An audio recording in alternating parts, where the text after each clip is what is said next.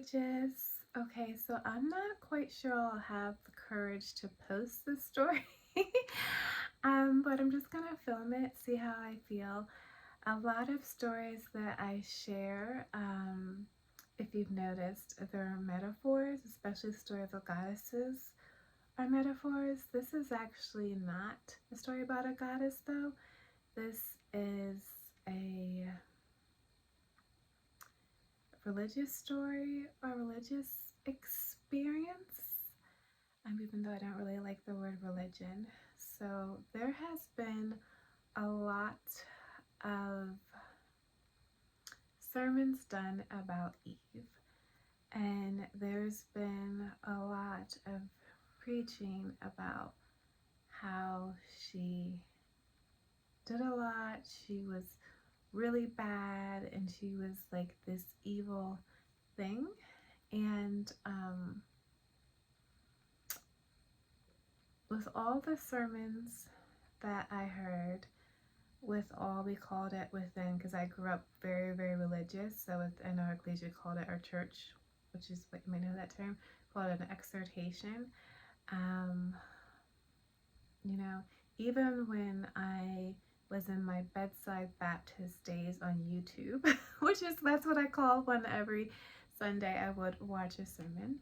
When I was in that part of my life, I heard a lot of people preach about Eve, but I've never heard anyone say that they've seen her. And I have heard a lot of people, well, not a lot, but at least it exists, of people saying that they've seen God, or that they've had an experience with God, or they've seen Jesus, um, which I personally separate the two, but I know a lot of religions don't. But I've heard people say the same thing about the Virgin Mary, right? The Virgin Mary of Guadalupe, and how's there's this beautiful canvas of her in Mexico City that's super magical. But I've never heard anyone say that they have seen Eve.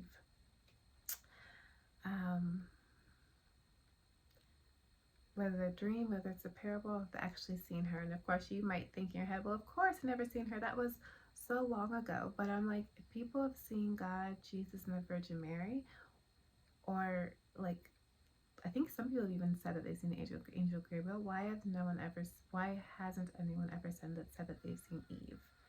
But yet, there's probably more sermons about Eve than and her evilness than there is any other story in the world. So this story is going to take me it's not going to take me a long time to tell it all. I'm just nervous to tell it because I'm worried about like all the self-hate, because I energetically feel it. Like I energetically feel people's hates and people's doubts. So that's why when I share these stories about the goddesses, that's why I've been sharing them in code.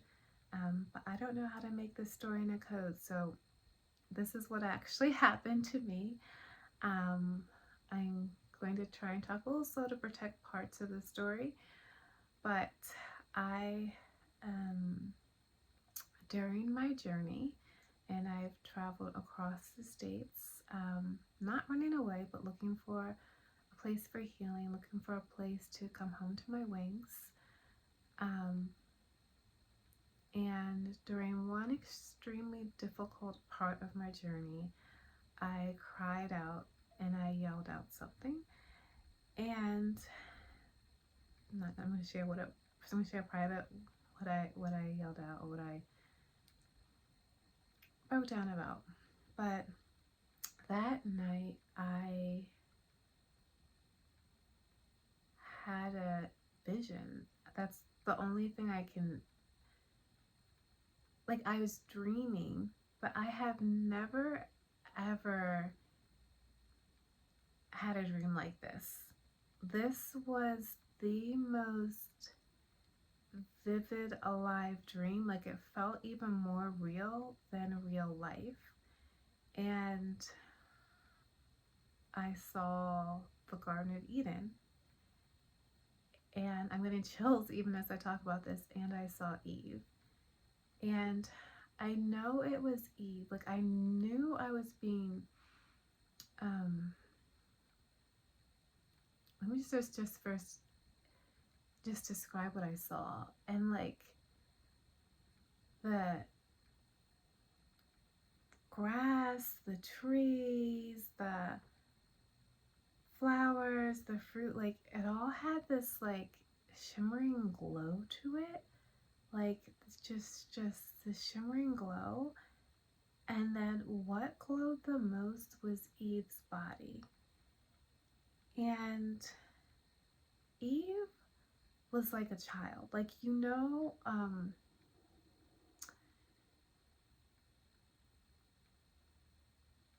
like I was shown Eve's personality, I guess. I'm trying to interpret this like, okay, so I have a background as a personal trainer. So as a personal trainer, I've sat with a lot of people, and you learn not to judge. However, you do learn to like be able to tell when someone's telling you, "Oh, well, yeah, I work out 3 days a week." And then you're kind of like, but they're hiring you to be their personal trainer, right? But they already work out 3 times a week. And this is not me saying that, talking about anyone, because my clients are my family. I ride so hard for them, in addition to my real family too. But you can just kind of tell. You can tell traits. You can tell when someone's like, I don't know if they're really telling me the truth, right? And so that's something that you pick up. And then at Victoria's Secret, that's also something you pick up in sales too. You learn to pick up cues, and you learn to pick up body language. And the reason why I'm sharing this is because when I saw Eve, I realized that she never bit the apple. Now, what I'm going to say next, and the reason why I realized that she never bit the apple is because her countenance, it was like a baby. But it was like a baby that was just born. Like, you know, when she didn't look like a baby. She was in a woman's body, like grown woman's body, but her countenance was like a baby. Like, if you ever cradled a baby and you look down and like their eyes are just in wonder and just like kind of amazement and just completely not empty, but they're taking everything in, but it's like a childlike eyes like that. She was so young. It wasn't even like it was a toddler where she would say like, nope, you can't have those cookies, or don't go into that room. Literally, her countenance was so young and youthful. Like, you know, a little baby you don't give rules to, because they're just that young. They don't know. They're little babies. That's what Eve's personality and countenance was like. And I know that saying this, a lot of people are gonna doubt me when I say this. I saw her, and yeah, Eve didn't take the apple. But here's the thing. Another reason why I knew it was the Garden of Eden, you're gonna say in a minute, like, wait a minute, you just said that she didn't take the apple. She didn't. But